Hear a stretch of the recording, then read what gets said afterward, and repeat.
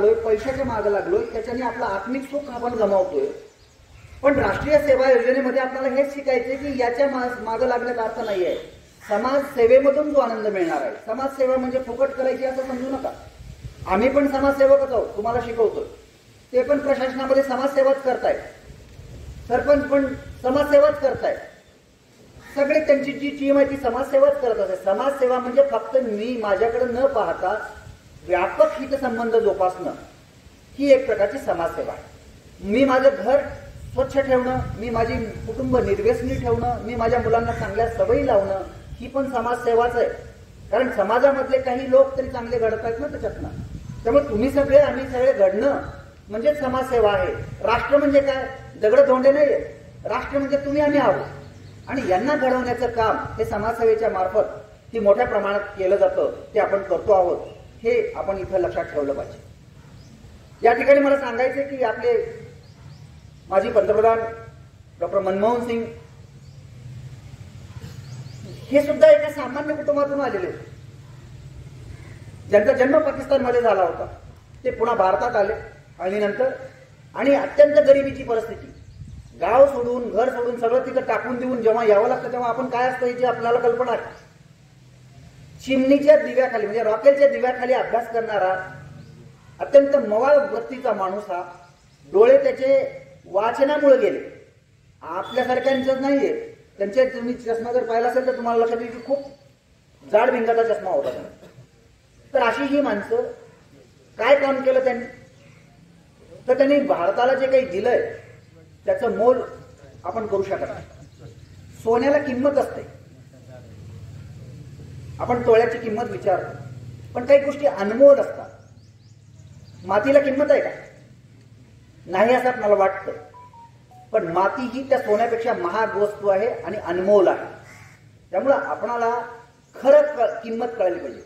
तुमच्याकडे कितीही पैसे आहेत पण तुमचं आरोग्य चांगलं नाही तर तुम्हाला चांगलं जगता येत नाही. त्यामुळे कळतं की शरीर ही संपत्ती आहे. शरीर हे आपलं माध्यम आहे की मला खूप बोलायचं तुम्हाला आणि मला बोलताच येत नाही, तर काय होईल? मर्यादा पडते. त्यामुळे तुमच्याकडे जे आहे त्याची किंमत मोजा. तुम्हाला जर मी असं म्हणालो की तुमचा एक बोट तोडून द्या मला, मी तुम्हाला 1 कोटी रुपये देतो, द्याल का आपण? नाही दे. एक डोळा द्या, नाही देणार. काही देत नाही आपण आपल्या शरीराला. निसर्गाने जे दिलंय ना ते आपण काही सोडत नाही. मग निसर्गाने जे दिलंय तुम्हाला त्याचं मोल समजून घ्या आणि त्याच्या बळावर आयुष्यामध्ये जे उभा करायचंय तुम्हाला ते तुम्हाला करता येऊ शकतं.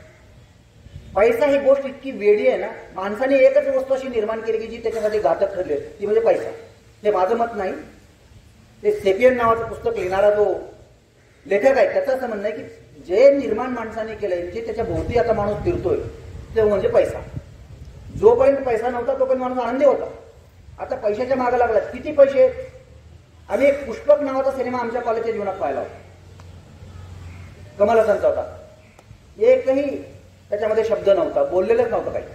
तर त्याच्यामध्ये तो सांगतो एक भिकारी असतो, तो रोज भीक मागत असतो आणि तो एक दिवशी मरतो. तर त्याच्या त्या बसण्याच्या जागेवर लाखो रुपये, पण जगला कसा? भिकाऱ्याचा. आपण कसं जगायचं? पैसे असो नसो राजासारखं जगता येतं ना. काय असतं का?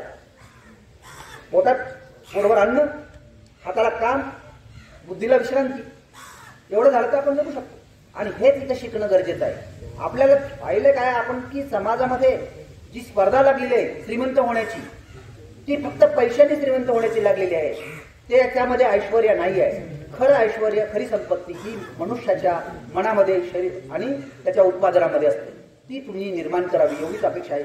खूप काही बोलण्यासारखं आहे पण मला माहिती आहे की आता उशीर झालेला आहे. आता 1:15 वाजलेला आहे. तुम्हाला मला हेच सांगायचंय की फार काही मोहाच्या मागे लागू नका. सरांनी सांगितलं, आपल्याला व्याख्यान पण त्याच्यातनं मार्गदर्शन झालेलं आहे तुम्हाला की मोबाईलचं वेळ सगळ्यालाच आहे. तुम्ही असं समजू नका की तुम्हाला आम्ही सांगतो म्हणजे आम्ही फार हे कायम आमच्या हातात असतं, काहीतरी बघायला लागतं. पण एवढंच आहे की तुम्ही जे बघता ते आम्ही बघत नाही. आम्ही आमच्या कामाचं काय जे आहे ते बघतो, त्याचा वापर करतो. कधीतरी मनोरंजन करणं हे काही वाईट नाही आहे, पण सतत मनोरंजनात राहणं हे वाईट आहे. त्यामुळे तुम्ही तुमच्या पद्धतीने बघा, याचा वापर करा. चांगल्या प्रकारचे व्याख्यान आहे त्याच्यावर, चांगल्या प्रकारचे स्किल्स तुम्ही डेव्हलप करू शकता, तेही तुम्ही करावं ही अपेक्षा आहे.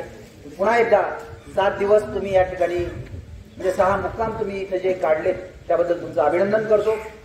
आपल्या महाविद्यालयाच्या निमंत्रणानुसार आज हे दोन्ही मान्यवर